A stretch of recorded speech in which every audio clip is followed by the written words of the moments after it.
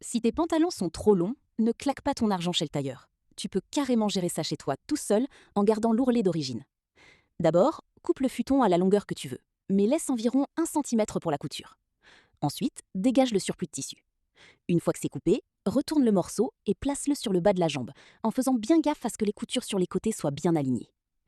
Prends un fil bien solide et un enfil-aiguille. Pique l'aiguille d'abord, puis passe le fil.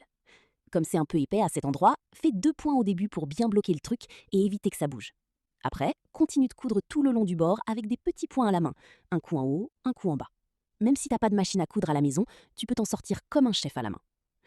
Le résultat peut être aussi nickel qu'un travail de pro, si tu respectes 2-3 détails. Déjà, quand tu couds, reste bien près du bord pour que l'ourlet soit propre. Ensuite, fais des points ni trop grands ni trop petits. Faut qu'ils soient serrés et réguliers. Et surtout, traverse bien les 2 couches de tissu pour que ça tienne la route. Beaucoup de gens me demandent comment je fais pour coudre des jeans super épais aussi facilement, sans même utiliser de dés à coudre. Le secret, c'est le matos. J'utilise une aiguille en acier pour les pros. C'est bien plus costaud et pointu que les petites aiguilles en fer classique. Ça rentre dans le tissu épais comme dans du beurre. Une fois que tu as fait tout le tour, fais un nœud et coupe ce qui dépasse. Coupe aussi les petits fils qui dépassent pour que le bord soit clean. Ensuite, fais un point de surjet avec un fil doublé tout le long du bord coupé pour pas que ça s'effiloche. Tire bien sur le fil au fur et à mesure pour que ça soit bien net. Cette technique de blocage à la main fait que le tissu bougera pas, même après plusieurs passages à la machine. Quand tu remets le pantalon à l'endroit, l'ourlet sera bien lisse, bien rond et propre, à l'intérieur comme à l'extérieur.